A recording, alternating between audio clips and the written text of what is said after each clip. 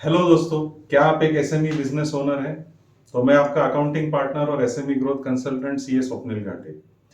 आज हम बात करेंगे फिक्स्ड असेट्स के बारे में।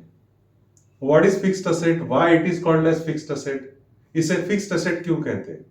The simple reason is it is fixed that this asset will remain an asset for a reasonably longer period 3 to 5 years। अब फिक्स्ड असेट की कॉस्ट कैसे हम निकालते हैं? तो फिक्स्ड असेट की कॉस्ट में क्या क्या आता है?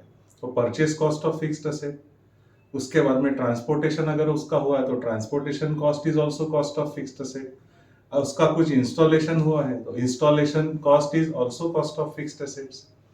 इसके बाद अगर आपने वो फिक्स्ड असेट खरीदने के लिए लोन लिया है तो वो लोन पे जो भी इंटरेस्ट इंस्टॉलेशन तक लगा है वो आपके प्रॉफिट एंड लॉस अकाउंट में या खर्चे में नहीं जाएगा, वो जाएगा फिक्स्ड असेट की कॉस्ट में। इसी तरह से कोई भी खर्चा जो प्योरली फिक्स्ड असेट से रिलेटेड है और आपने वो खर्चा इंस्टॉलेशन के पहले अगर इनकर किया है तो ऐसे सारे खर्चे जाते हैं आपके फिक्स्ड असेट के कॉस्ट में और ये सारे खर्चे मिला के आपका फिक्स्ड असेट का कॉस्ट बनता है। अब कुछ अकाउंटिंग मिस्टेक्स नॉर्मली क्या होती है जिससे फिक्स्ड असेट्स के रिकॉर्ड्स या वैल्यू निकालने में हमको तकलीफ होती है। तो सबसे पहली चीज होती है कि हम सेपरेट लेजर्स हर आइटम के लिए नहीं करते। मतलब फिक्स्ड असेट का ग्रुप है सपोज टेलीफोन्स एंड मोबाइल्स, तो हम हर मोबाइल का, हर आइटम का, हर फर्नीचर के आइटम का या ऐसे आइटम्स का सेपरेट लेजर नहीं करते। Which should be made separate ledger so that आपको हर एसेट की जानकारी मिलेगी। दूसरी चीज होती है डब्ल्यूडीवी। हम जो फिक्स्ड असेट की वैल्यू बुक्स में मेंटेन करते हैं वो है रिटर्न डाउन वैल्यू पे। रिटर्न डाउन वैल्यू मतलब कॉस्ट लेस डेप्रिसिएशन।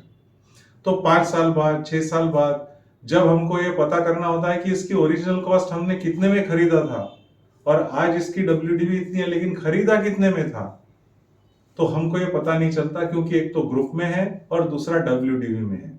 तो ऐसे टाइम पे इट इज ऑलवेज बेटर, जो कंपनीज एक्ट में मेथड होता है कि आप ओरिजिनल कॉस्ट और डिप्रिसिएशन का प्रोविजन अकाउंट ये दोनों सेपरेट अकाउंट्स रखो और उसका ग्रुप एक फिक्स्ड असेट ही रखो।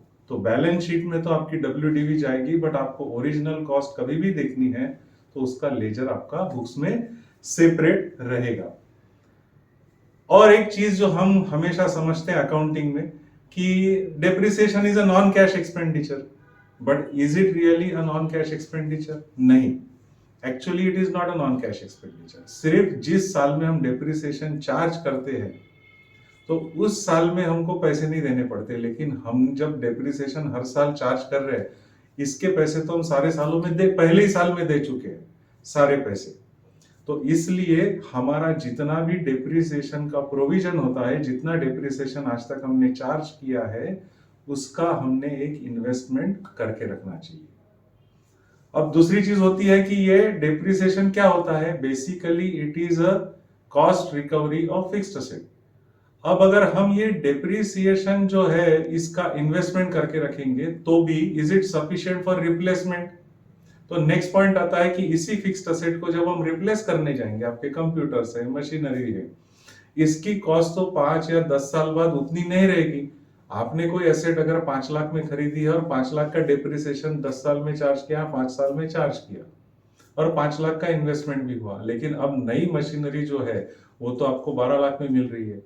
तो you should always have some portion of investment made for replacement cost, difference in the cost, depreciated cost and the new value of the fixed asset. ये जो हम खरीदने वाले इसका हमने इन्वेस्टमेंट कर लेना चाहिए। तीसरी चीज होती है कि बहुत बार ऐसे होता है कि हमारी एसेट उसकी लाइफ तो 10 साल की है लेकिन 5वें 6वें 7वें साल में काफी ज्यादा हमको उस पर रिपेयर मेंटेनेंस का खर्चा बढ़ जाता है। And therefore we should always remember कि अगर मेरा रिपेयर मेंटेनेंस का खर्चा बहुत ज्यादा हो रहा है 6वें 7वें साल में, तो क्यों ना मैं उसको 10 साल तक राह ना देखते हुए 6वें 7वें साल में ही रिप्लेस कर दूं। तो what is the cost of funds, any additional cost of funds that I will beer, वो मुझे कितना आएगा और मेरा रिपेयर मेंटेनेंस में कितना बहुत ज्यादा खर्चा हो रहा है, इसको कंपेयर करके आप ये डिसीजन आपने लेना चाहिए in case of fixed asset. और आखिरी में मैं ये कहूंगा कि companies act 2013 requires every company to maintain a fixed asset register, a detailed record of all your fixed asset. So अगर आपकी कंपनी नहीं है, पार्टनरशिप फर्म या प्रोप्राइटरशिप फर्म है, तो भी आपने फिक्स्ड असेट रजिस्टर रखना चाहिए, ताकि आपको आपके फिक्स्ड असेट से रिलेटेड कोई भी डिटेल बहुत आसानी से मिल सकती है और इससे एक अच्छा कल्चर बिजनेस में डेवलप होता है। सो आई विश कि आप अपने फिक्स्ड असेट्स जो आपको इनकम कमा के देते हैं उसका अच्छे से ध्यान रखेंगे। I wish you all a very happy balance sheet. Thank you.